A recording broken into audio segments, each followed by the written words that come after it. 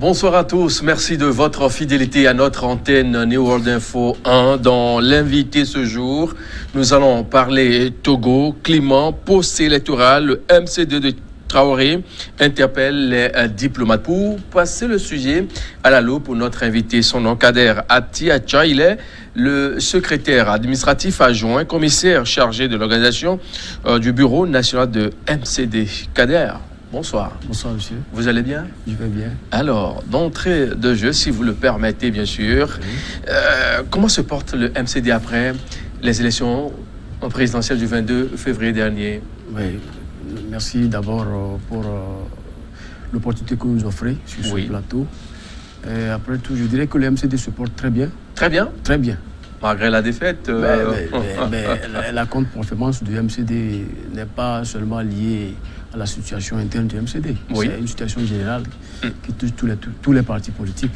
Oui. Vous avez vu déjà le 24 février, le MCD a sorti un communiqué dans lequel nous avons pris acte des résultats qui nous sont communiqués par la CENI. Mais c'est notre étonnement parce que nous avons à notre niveau nos procès-verbaux. Mais bien, puisque c'est la CENI qui a communiqué les résultats, nous on a pris acte, c'est tout ce qu'on a dit. Nous avons pris acte de ces résultats. La CENI a communiqué les résultats et le dimanche, c'était la proclamation, le lundi, en même temps, le MCD prend acte des résultats. C'est pas un peu trop rapide ça, quand on sait que le MCD fait partie des partis politiques de l'opposition qui animent la vie politique togolaise. On se dit, mais pourquoi cette rapidité dans la prise de décision? Oui, c'est bon ce que vous pensez. C'est une très bonne analyse. Mais vous savez, on ne peut pas, quand on est dans une république, un homme politique qui veut être un homme politique responsable qui veut être utile à son pays, doit d'abord respecter les lois de son pays. Il faut, même si on n'est pas d'accord avec la loi, même si on n'est pas d'accord avec la loi, même si on n'est pas d'accord avec l'institution, tant que c'est elle l'institution, il faut d'abord s'y soumettre. Donc c'est pourquoi nous avons pris acte. Prendre acte ne veut pas dire que nous sommes totalement d'accord avec les résultats qui nous sont communiqués. Mais nous disons que pour construire un État moderne, il faut d'abord respecter les lois et les institutions de notre pays. Les lois de la République pour pouvoir aller au développement, comme on a l'habitude de le dire. Nous allons apprécier dans tout son ensemble le processus électoral qui a mené la pré-campagne, la campagne, le jour du vote, le 22 février, le lendemain, le dimanche, la proclamation et le lundi qui a amené à la sortie de ce communiqué-là. Si vous êtes demandé aujourd'hui de faire une analyse aussi minutieuse du processus dans tout son ensemble, quel est ce commentaire que vous avez à notre endroit? Voilà, d'abord je dirais que la campagne, elle a bénéficié de la maturité politique des Togolais. Et malgré les situations liées à la crise du 19 août 2017, où la population se retrouvait traumatisée, vous savez, elle se sentait... Il y a une certaine lassitude, une certaine résignation des populations vis-à-vis du jeu électoral. Mais malgré ce climat, elles sont sorties nombreuses pour exprimer, n'est-ce pas, leur vote. Et le processus dans son ensemble, comment ça s'est passé? C'est très simple. Vous êtes témoins, nous sommes tous témoins de ce qui s'est passé. Il y avait d'autres qui avaient les moyens à leur disposition, puisque la loi électorale, par exemple, quand vous prenez, moi je vais sauter, je vais commencer par le financement. Parce que jusqu'à ce jour, la loi électorale a prévu à son article 118, article 118 à 122, le financement des partis politiques. Il faut d'abord que les partis politiques disposent d'un fonds propre. Et ensuite, les cotisations et les contributions volontaires des sympathisants. Et en outre, il y a un financement public qui est prévu. Parce que j'ai commencé par le financement parce que c'est ça qui impacte l'élection en Afrique. Donc, il y a un volet financement public. À l'heure où je vous parle, ce financement, régi par une loi, je pense, 2019-194/PR, qui fixe les modalités de déblocage de ces fonds. Les partis politiques ne sont pas rentrés dans ces fonds. Cela aurait pu impacter sur Mais vous aurez ça quand même, non? Malgré que le processus a déjà passé, on va vous les donner, ces fonds, non? Mais c'est-à-dire que c'est comme si c'est médecin après la mort. Médecin après la mort. Ouais, il fallait. Mais laissez-moi vous poser cette question. Oui. Quand on n'a pas la politique de ces moyens, est-ce qu'on ne peut pas faire maintenant avec ces moyens de bord qu'on a pour pouvoir y arriver? Oui, c'est justement ce que nous avons fait. Parce que ne pensez pas que le MCD, d'abord, nous avons payé une caution pour être candidat. Quand on est Maître Tchassona Traoré, il n'est pas petit en politique. Oui. Il est sur l'échiquier, ça fait des années. Il ne peut pas dire que parce qu'il n'a pas pu bénéficier de son fonds public là, que ça a vraiment impacté.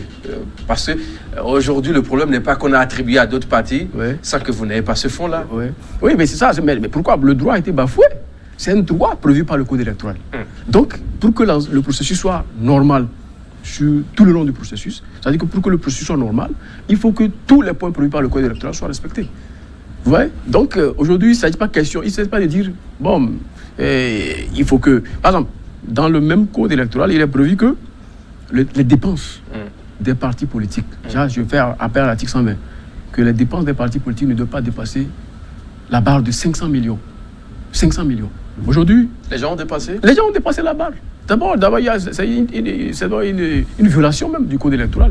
Les gens ont dépassé la barre. Donc c'est ça. Nous disons que c'est un droit. Notre droit a été violé, bafoué. Voilà, il faut. Ça aussi, ça a permis, ça a contribué, n'est-ce pas, au résultat. Ça, c'est l'un des points clés que vous avez eu à énumérer. Outre cela, on sait qu'il y avait pré-campagne, la campagne elle-même et le processus, le jour du vote. Quelle analyse faites-vous, bien sûr?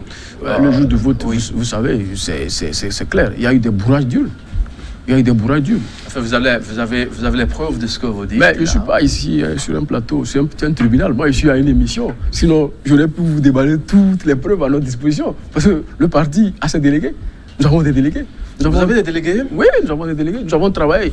Il y a une disposition qui a permis à tous les candidats. Ils étaient dans tous les bureaux de vote ou bien dans quelques bureaux de vote, monsieur Kader Atiacha? Oui, je vous informe que, bon, voilà, nous avons trouvé un moyen entre tous les partis de l'opposition, sauf bien sûr la dynamique Bodiro, à ce que les délégués soient dédoublés. Par exemple, quand vous êtes dans un bureau de vote où il n'y a qu'un représentant de l'ADI, cela veut dire que le délégué de l'ADI travaille, il fait le même travail, c'est-à-dire il fait le même contrôle pour ADI, pour MCD, et ainsi de suite.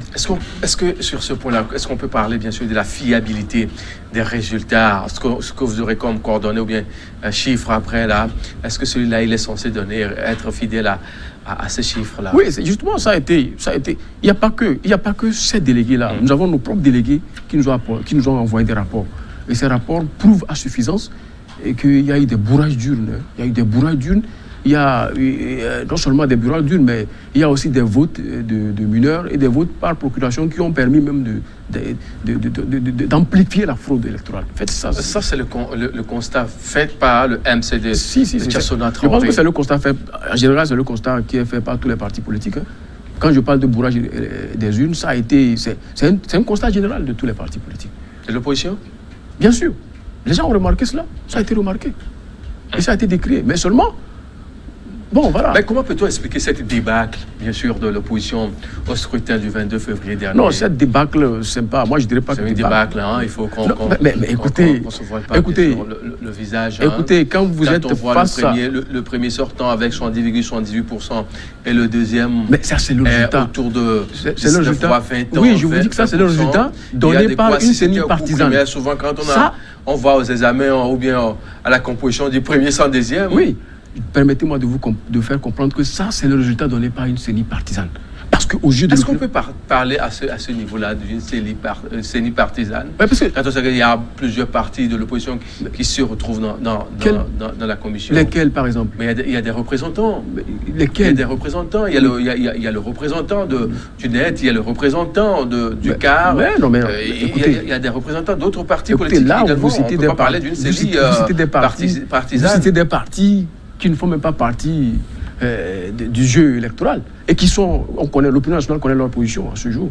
Moi, je vous dis que cette CENI, elle est partielle parce qu'elle a donné les résultats qui sont que des résultats biaisés en fait. C'est notre analyse parce que nous avons fait des recours, nous avons apporté tout ça a été décrit, tout le monde, l'opinion nationale est témoin. Donc, l'opinion nationale est témoin. C'est-à-dire que l'organisation même de cette CENI, la composition de cette CENI, elle est purement politique. Mais quand nous avons besoin d'une CENI technique qui rassemble toute la société, toutes les forces vives du pays. Par exemple, la société civile, les partis politiques, les chefs traditionnels. Il faut mettre les Togolais égaux. Et quand vous savez que c'est comme ça, faut-il aller? Mais nous, oui. Il ne faut pas aller quand même et revenir, dire quand vous savez que les règles du jeu ne sont pas bien non, par principe, définies. Par principe, le MCD n'est pas un parti. Par principe, nous ne sommes pas là pour la politique de la chaise vide. Parce que quand vous laissez les choses se faire, il faut au moins participer. Quelles que soient les insuffisances, les inégalités, il faut toujours participer. Je vous dis que on peut être l'homme le plus célèbre du Togo. On peut être l'homme le plus adulé des populations. Mais on ne peut pas aller s'asseoir au palais présidentiel comme quoi je suis légitime, je suis président de la République. Non. Tant qu'on n'est pas soumis au vote, tant qu'on n'est pas déclaré vainqueur par les institutions en charge des élections, on ne peut jamais être président. Au vu de tout ce qui se passe au sein de l'opposition, le rang de l'opposition, est-ce qu'on n'est pas tenté de dire que le problème de l'opposition, c'est l'opposition elle-même? C'est-à-dire, le problème de l'opposition, c'est quand on sait qu'il y a une dynamique au Podro, quand on sait qu'il y a d'autres partis qui ne sont pas allés dans le même sens, on dit l'union des forces, et puis finalement on voit des gens en rang et part. Je comprends votre analyse, elle est une bonne analyse, mais je vous dis que cette pluralité de vision, cette pluralité de personnalité, cette pluralité de projets de société n'est que la richesse que reflète notre démocratie, notre jeune démocratie. C'est ça même qui est souhaité dans les pays, dans un pays qui se veut être moderne, en fait. Voilà. Donc, je me dis que cette diversité de vision, de personnalité est enrichissante pour notre jeune démocratie que nous sommes en train de construire. Donc, c'est ça votre analyse que vous faites de la situation. Quand on voit vous n'êtes pas unis, vous allez maintenant aux élections présidentielles et quelque temps, on vient chanter le même refrain. Qui parmi les candidats a apporté un projet de société cohérent, sérieux et solide que le MCD? Il n'y en a pas. Mais vous n'étiez pas visible sur le terrain, non? Mais on ne vous a pas vraiment vu. Seulement vers quelque part, on a vu une affiche de M. Tcharsona comme ça, et puis c'est... Non, mais voilà, justement, nous avons été présents sur le terrain. Mais je vous dis qu'une campagne électorale, avec les moyens que nous avons, une campagne électorale ne se limite pas aux affiches, aux casquettes. Mais c'est une question de projet de société. Il faut approcher le peuple. Il faut leur expliquer la vision quand vous serez aux affaires. C'est ce que le MCD a fait. Nous avons fait une campagne porte-à-porte. Nous sommes sortis de cette traditionnelle campagne fleuve bling-bling avec... Est-ce que le porte-à-porte marche toujours? C'est le porte-à-porte. Est-ce que ça a marché? Oui. Si ça a vraiment marché, on devait voir le résultat, ce que ça a donné. Non, la contre-performance du MCD... La contre-performance du MCD n'est pas liée à la situation... C'est lié finalement à quoi? Mais c'est lié à la résignation. À la résignation de nos populations. C'est-à-dire qu'elles se sentent traumatisées. Juste après les événements du 19 jusqu'à ce jour, les populations sont traumatisées. Elles estiment qu'il est inutile d'aller voter, que le vote ne changera rien à leur sort, mais il faut aller vers eux pour leur expliquer que non, c'est dans les urnes qu'il faut venir. Maintenant, il faut venir sanctionner. Donc, ça a été un travail de longue haleine. Donc, il faut aller leur expliquer parce qu'il y a une certaine lassitude, une certaine résignation, une certaine méfiance qui gagne la société togolaise. Est-ce que c'est au temps de la campagne même qu'il faut faire ça ou bien au temps de la pré-campagne? Oui, nous avons commencé. Parce que vous avez 2 semaines que pour la campagne, maintenant pour la pré-campagne, vous avez tout votre temps pour aller expliquer votre démarche à la population à la base. Voilà le pourquoi faut-il voter, fait ci, fait ça. Exactement. Déjà, nous avons été le seul parti politique qui a lancé un appel pour que nos militants aillent se faire recenser à titre conservatoire. Voilà, c'est le MCD, c'est M. Tcharsona qui a été le seul homme politique au Togo qui a lancé cet appel-là. Donc déjà, c'est le début de notre travail. Après, il y a eu des rencontres avec des groupes organisés, affiliés au MCD. Maintenant, au cours de la campagne électorale, qui constitue, à mon sens, la foire des partis politiques, il nous revenait juste d'aller exposer notre projet de société pour expliquer aux populations le contenu de ce projet de société et les grands axes de ce projet qui nous permettent, une fois que nous serons aux affaires, voilà ce que nous proposons, voilà ce que nous apportons comme changement pour que la démocratie, la jeune démocratie togolaise puisse décoller. Mais le message n'était pas passé, non? C'était passé, on devait voir les résultats. Qui vous a dit que le message n'est pas passé? Le message est passé. Je vous dis que tous les résultats qu'on nous a attribués... Est-ce qu'on vous a attribué au message que vous avez pu recueillir? Non. Mais si c'est le résultat qui a été obtenu. C'est une situation générale. On n'assistera pas à ce dont nous sommes en train d'assister après les élections aujourd'hui. Un camp qui dit bon, c'est moi qui ai gagné, l'autre dit non, mais c'est moi, voilà, moi j'ai des preuves que vous m'avez triché, voilà. Donc c'est une situation de triche généralisée qui a même partagé le butin comme si les élections c'est un butin qu'il faut partager entre les candidats. Alors qu'il faut véritablement dire ce qui est le verdict des urnes, c'est ça qu'il faut sortir. C'est ça que nous sommes en train de. C'est de ça qu'il s'agit. Mesdames, messieurs, si vous nous regardez, sachez bien sûr que c'est l'heure de l'invité sur New World Info 1 tous les soirs de la semaine. Et notre invité de ce jour s'appelle Kader Ati-Acha. Il est le secrétaire administratif adjoint, commissaire chargé à l'organisation du Bureau national de MCD de Maître Tchassona Traoré.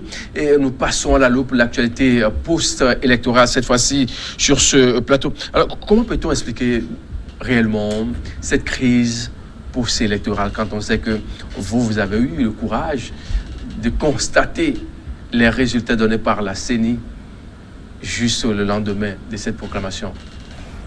Nous avons pris acte. C'est ce que je vous avais dit. Oui. Nous avons pris acte. Maintenant, cette crise qui profile, c'est normal parce que d'autres estiment, c'est ce que je vous avais dit, chaque parti détient ses PV, ses procès-verbaux. Donc, la dynamique Poduro qui revendique sa victoire et la mouvance présidentielle qui revendique aussi sa victoire, je dis que... Non, la mouvance présidentielle ne revendique pas sa victoire, mais la mouvance présidentielle, enfin, l'unir selon les résultats proclamés par la CENI, confirmés par la Cour constitutionnelle, est le gagnant. Le gagnant? Mais qu'on nous apporte c'est ce que la CENI qu'on nous apporte des preuves de cette victoire. C'est ce que nous... Qui va vous apporter ça?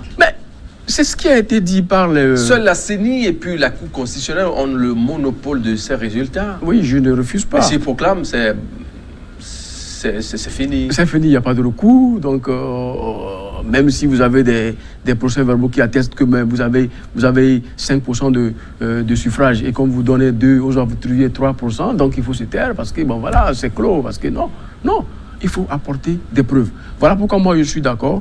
Nous pensons que certaines démarches sont déjà entreprises en coulisses, par exemple le G5, la CEDEAO, les organisations de l'OIF, qui ont demandé le véritable résultat qui est sorti des urnes. En quoi faisant? En recomptant les résultats bureau de vote par bureau de vote. Qu'est-ce que vous mettez dans le recomptage des voix, bureau de vote par bureau de vote? Monsieur Kader Ati-Acha, on est d'accord. Oui. Quand on finit de voter, les soirs, il y a ce qu'on appelle le dépouillement. Oui. Le dépouillement, et après on affiche les résultats. Oui. Et ces résultats-là sont centrés par la CELI, qui après sont renvoyés maintenant au niveau de la CENI, qui compile et proclamé. Voilà. Bon, que mettez-vous concrètement dans la le mot compilation. Vous avez tout dit. Le mot compilation, c'est ça qui pose problème. Comment ça se compile? Comment on fait une compilation? Bon, nous voulons dire ceci. Bureau de vote par bureau de vote. À chaque bureau de vote, nous avons au moins 9200 et quelques bureaux de vote sur l'ensemble du territoire national. Donc, il faut qu'à chaque bureau de vote, on sache. C'est un travail de longue haleine, mais il le faut parce qu'on veut sortir une vérité.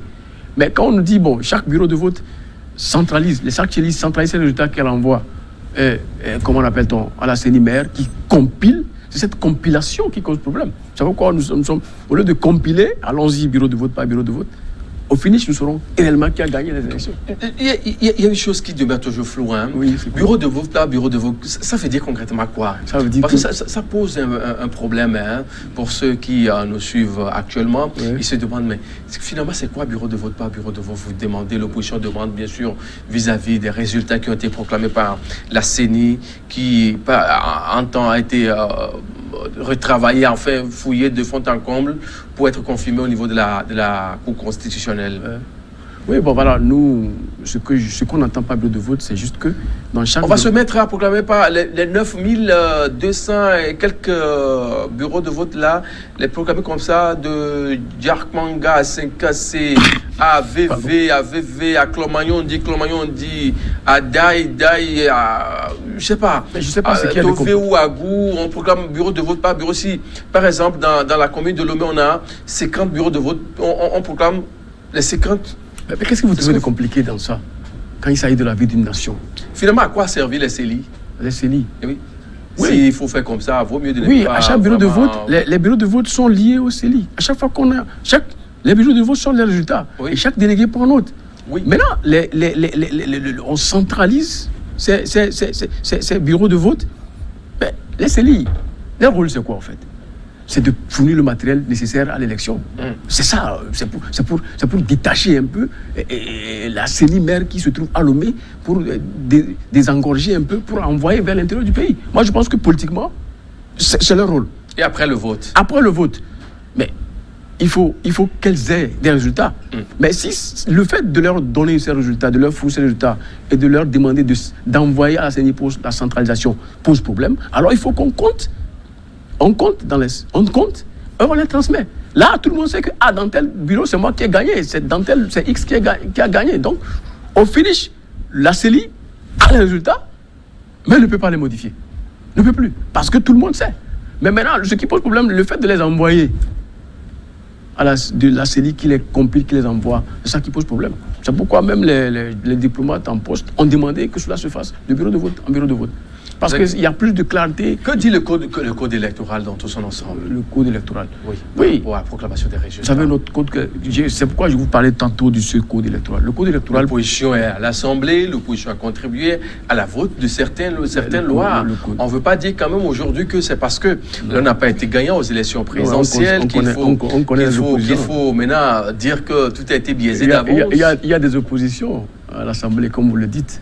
Il y a des oppositions à l'Assemblée nationale.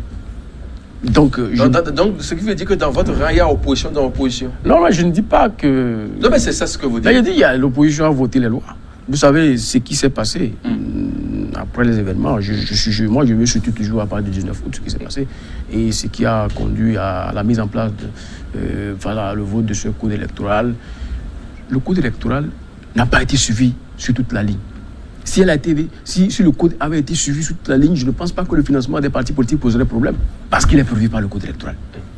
Donc il n'est pas question, ce n'est pas une affaire de qu'est-ce que prévoit le code électoral, mais qu'est-ce qui peut permettre de refonder la paix, de remettre les Togolais en confiance, pour que le Togo puisse décoller, travailler sur les chantiers économiques, pour revoir la situation dans l'éducation, revoir la situation des étudiants, revoir la situation dans le milieu sanitaire, nos hôpitaux qui sont devenus des mouroirs, nos régions qui sont le découpage de nos régions qui ne repose sur aucune base. C'est de ça qu'il s'agit. Donc, c'est ça que nous proposons. Par exemple, Notier, quand vous prenez Notier, c'est une ville historique. Notier, c'est le berceau même du peuple togolais. Je ne dis pas que le berceau du peuple élevé, je dis que c'est le berceau du peuple togolais, parce que depuis que nous étions dans les écoles, on nous a toujours enseigné l'origine. Et le peuple élevé, c'est un grand peuple du Togo. On ne peut pas faire de Notier une ville secondaire, ce n'est pas possible. Il faut en faire une ville véritablement historique, autour de laquelle il faut en faire un chef de région autour duquel va piloter des activités. Est-ce qu'il faut être au pouvoir d'abord avant de le faire? Maître Tchassona, Traoré attend d'abord être au pouvoir avant de... Mais on ne peut pas gouverner si on peut pas décider, on ne peut pas sortir des décrets. Non? Ouais, on propose, mais on peut proposer, mais ne pas... Le développement n'est pas une question forcément de... Mais vous voyez ce qui se fait avec les mairies, après la déclaration. Les mairies qui ne sont pas libres de... Vous avez des maires, vous aussi? Non, on n'a pas de maire. Nous, on n'a pas de maire. Parce que la désaffection, la résignation de nos compatriotes ne nous ont pas permis d'avoir des sièges. Parce qu'après le 19 août, nous avons des fiefs, où nous avons non seulement des fiefs, mais le fait que le Togolais soit résigné, pense que le vote est inutile, cela ne partira rien à son sort, cela ne s'en rien à son sort, a fait que nous n'avons pas de maire. Mais nous continuons pas à travailler, nous continuons toujours notre force politique, et je pense que dans les années à venir, nous allons arriver. Donc on ne peut pas proposer, on ne peut pas mettre en place un programme si on n'est pas aux affaires. Depuis plus d'une semaine déjà, la crise post-électorale au Togo a pris une autre allure. Oui. On voit l'honorable Agboume Kodjo qui a vu son immunité parlementaire levée. C'était le lundi 16 mars. D'abord, quel commentaire faites-vous de la situation en ce niveau? Oui, moi je pense qu'il faut que le bon sens... Au niveau du MCD, il faut que le bon sens, toutes les accusations qui sont portées contre Agboume Kodjo ont pris naissance au cours de ce processus électoral. Le Togo a tellement de problèmes à résoudre qu'il faut que cette affaire soit résolue de manière politique. pour qu'elle ne soit pas transposée dans le domaine judiciaire. Est-ce qu'il y a la politique qui s'invite ou bien la justice qui s'invite dans la politique? C'est la justice qui s'invite dans la politique. Comment ça? Parce que toute cette Mais pourquoi Maître Tchasouna ne s'est pas, autoproclamé président de la République? Il a juste constaté les résultats, a pris acte des résultats proclamés par la CENI. Et bon, vous dites... Il peut le faire, non?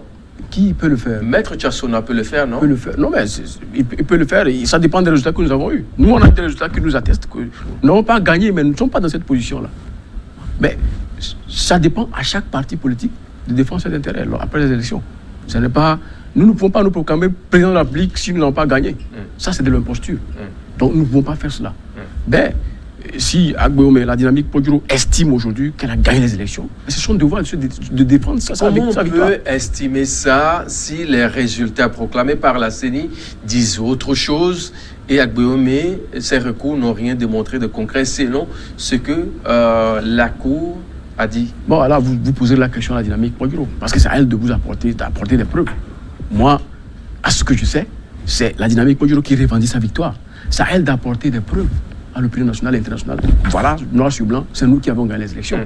Et si, je dirais la même chose, parce que si aujourd'hui... Parce qu'au soir, on sait que le docteur Agbeome Messan Gabriel Kodjo a dit que selon les informations, ce que nous avons à notre disposition, ça tourne autour de 50 ans et quelques, voire 61%.